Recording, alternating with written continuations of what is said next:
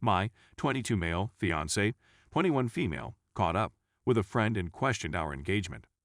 Despite the fact that my fiancé did not physically cheat on me, she became emotionally involved with someone she used to like. At the end of November, I realized she was sending him photographs of her work clothing, pictures of what we were doing, such as carving pumpkins for Halloween, and contacting him constantly during her working day, most of which were about inconsequential topics. Her wish to watch a Netflix show one night was afterwards referenced by him in their conversation the following morning. When he sent the final message, he admitted that he had affections for my fiancé and said that the ball is now in your court. Somewhere along the process, my fiancé remarked something like, "Oh my goodness. That's a lot to take in at once. I need to figure out what I'm doing here, but we shouldn't communicate until I figure it out." She then took a snapshot of the chat and sent it to one of her closest friends. "Wait a minute, what are you going to do?" someone said. This isn't the first time she's sent him a text message. Last year, she was also catch up with him in terms of time. The woman said she loved him, but she was with me at the time and felt her feelings were wrong. I became acquainted with the writings. She turned off the notifications for his iMessage and Facebook interactions. I confronted her and assaulted her. She said that she was aware that she was doing something that would injure me, but she went ahead and did it anyway. I requested a return phone call and returned home to spend a week with my family. As a result of talking to others who urged me to quit since it wasn't the first time, I said, I have to give it one more chance and see what she does. And we've been trying to work things out ever since. Currently, I'm seeing a therapist, and she's doing the same. The idea of couples counseling appeals to us, but we need to figure out exactly what we want from it.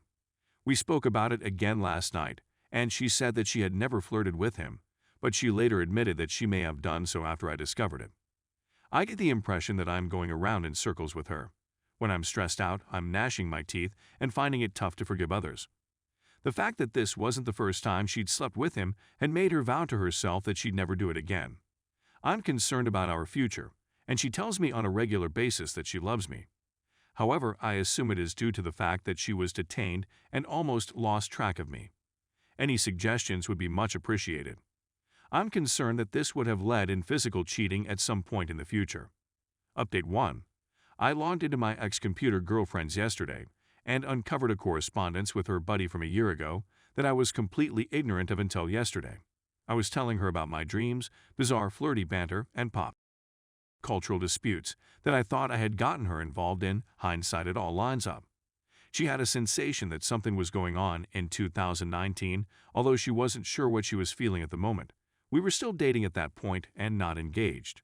I also found out 4 weeks ago that she had decided to call it quits on our romance. Also, when she encountered a friend who had been in contact with someone who had COVID, she breached the line of social distance that I had established. Opinions aside, she never told me and my family had a few high-risk people. We had a nice conversation last night. I informed her of my new findings and advised her that it was all over for her. She has to dig into her feelings for the other person more thoroughly, who looks half as good as me and is nowhere near financially stable. She gave her approval, and I got the ring in return. After many tears, I started negotiating the lease and the amount of money owed. She's a jerk because I or my family own 80% of our possessions, which she considers to be theft. She was driving my car and counting on me to bring her and me to our apartment building. Even with a roommate, she will have difficulties. I hope nothing bad happens to her, but she should have taken everything into consideration before casting doubt on our relationship. It is necessary for the time being that I remain in seclusion until I can return to my parents. It's a bizarre state of limbo. Although it is unpleasant, I can see the light at the end of the tunnel.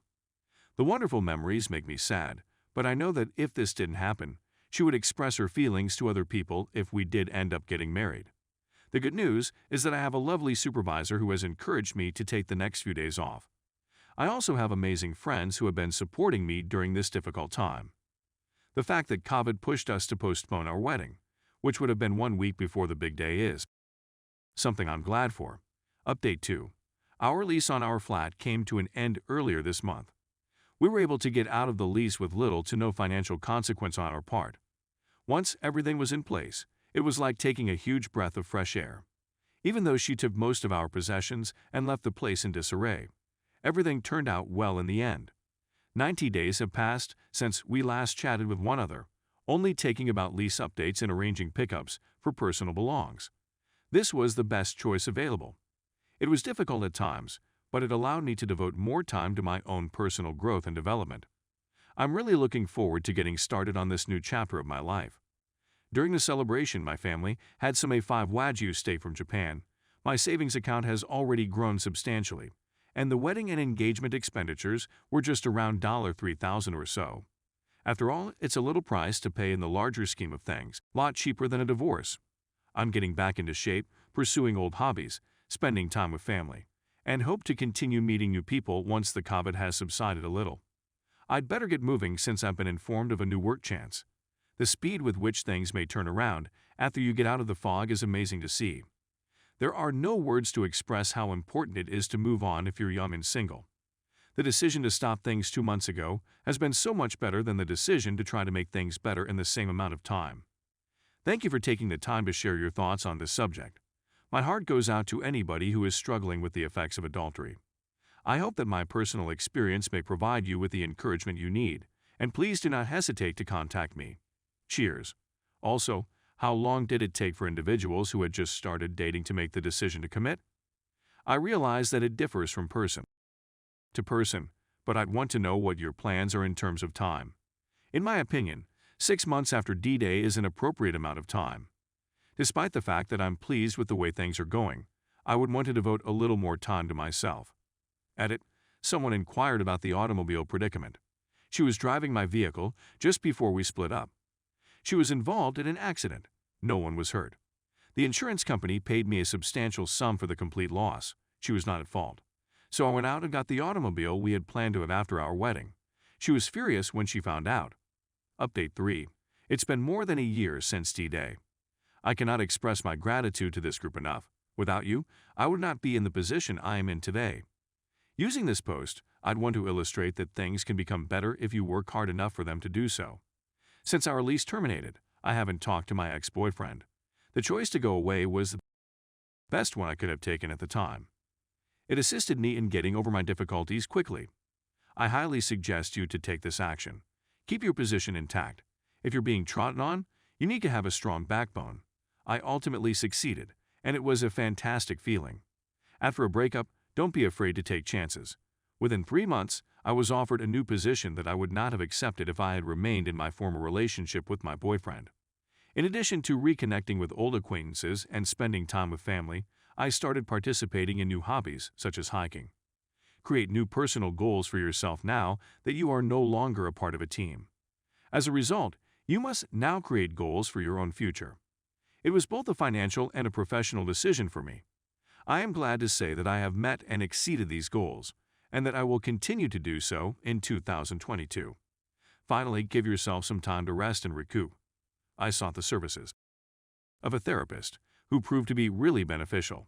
I healed and felt ready to re-enter the dating pool after a period of time. I've since found a wonderful lady whom I would never have appreciated as much as I do now if it hadn't been for my upbringing in a different environment. We're all on this journey together, and in the vast majority of cases, things will get better. This support group is deserving of a lot of appreciation. You're all wonderful people with wonderful personalities. I hope that one day we will all be able to move on from this topic, heal, and find the love we deserve. I believe and I believe because I see. I believe and I believe because I see. Our days in the future, says the narrator,